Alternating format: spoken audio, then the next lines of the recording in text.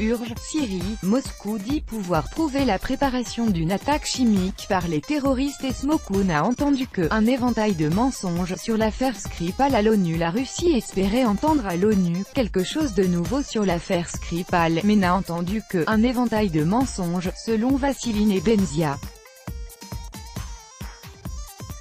Commentant les nouvelles allégations de Londres, soutenues par Paris, Washington, Berlin et Ottawa, à l'encontre de Moscou dans l'affaire Skripal, Vassili Nebenzia a souligné qu'aujourd'hui, lors d'une session à l'ONU, il n'avait entendu que un éventail de mensonges.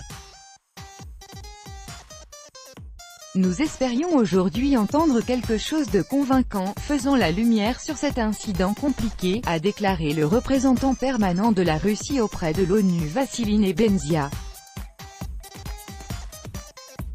Et de poursuivre, dans les déclarations d'aujourd'hui, nous avons entendu le même éventail de mensonges sur les prétendus agents doubles en tant qu'objectif légal d'un assassinat pour les services de renseignement russes, sur leurs entraînements à l'utilisation des agents toxiques, sur la conception d'agents toxiques de combat en Russie, sur des cyberattaques, des tentatives de coup d'État en Macédoine et plusieurs autres choses. Je ne vais pas nommer tout ce cocktail infondé de mensonges, a résumé le représentant permanent de la Russie auprès de l'ONU lors d'une session. Paris, Berlin, Washington et Ottawa se sont ralliés jeudi à Londres qui estime que l'attaque contre l'ex-agent double Sergei Skripal et sa fille Yulia à Salisbury avait été, fort probablement, approuvée par le gouvernement russe et effectuée par des agents du renseignement russe, selon le porte-parole de la première ministre britannique Theresa May. Les dirigeants de ces pays ont déclaré saluer le travail de la police britannique et les progrès obtenus dans l'enquête ainsi que prendre en considération les accusations contre les deux suspects impliqués dans l'empoisonnement des Skripal à Salisbury. Le ministère russe des Affaires étrangères a dénoncé le 5 septembre les allégations que Theresa May a lancées le même jour contre la Russie dans le cadre de l'affaire Skripal.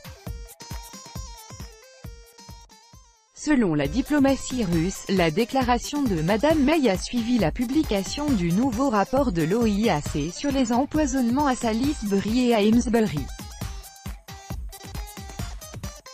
Pourtant, ce rapport ne désigne pas le pays qui aurait pu produire l'agent toxique qui a été utilisé dans les deux cas. Le ministère a également dénoncé les tentatives de Londres de mêler l'OIAC à ces accusations scandaleuses lancées contre la Russie et de lier, d'une manière totalement malhonnête, cette organisation aux résultats des enquêtes menées par les chimistes militaires de Porton Down. La police britannique a lancé ce mercredi un mandat d'arrêt contre deux ressortissants russes suspectés d'implication dans l'empoisonnement de l'ex-agent double Sergei Skripal et de sa fille Yulia, en mars dernier à Salisbury.